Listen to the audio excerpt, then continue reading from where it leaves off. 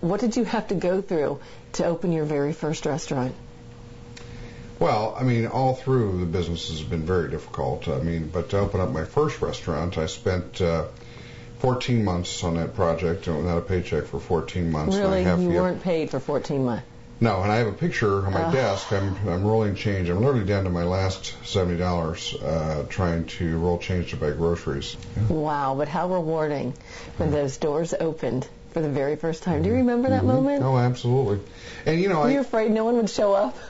Oh, I'm still afraid today no one will show up. I mean, that never goes away. But, it was, I knew I just wanted to have a chance because I knew I wanted to be president of a restaurant company. So for me, it was never about just opening one restaurant. It was about starting the company. Do you consider yourself a good boss? Are you hard to work for? Yeah, I think I overheard a conversation between our chief financial officer and a friend of hers, and she was talking about me, and she said that I was the toughest boss she's ever worked for and the best boss she's ever worked for. I was going to say, that's not a bad thing. No. Do you do any cooking at home? A little bit. My wife cooks most of the time, but I work the grill or cook steaks or whatever we need to do in that regard and help out. But usually she's a stay-at-home mom, and usually she's the one that's cooking during the day. So. Yeah. All right, let's talk about your high school days a little bit because they're kind of funny. You were out of a class of 600. You graduated. Dead last. Last in your class, but yet you were the class president. How does that happen? I don't know, but I gave a good speech and so forth, but ran a good campaign.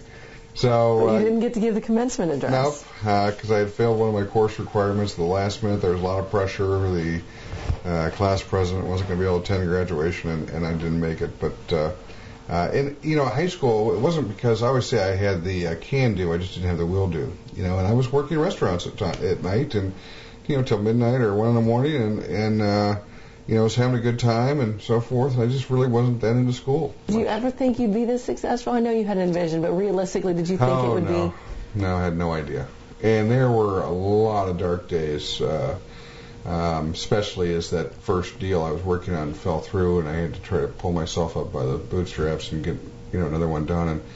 And if you would have told me then even a glimpse of what I had to come, I would have done backflips.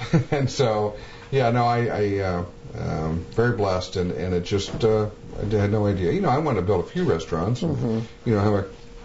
But you have to be very proud, though, of what you've given Columbus, Ohio, and beyond. Really, I've thought about that many, many times as I push forward in development across the country and so forth. And we've worked hard to garner a national reputation, and that has helped along the way. But when we first started to try to to build restaurants outside of the Midwest or outside of Columbus was very difficult. Where do you see yourself 20 years from now?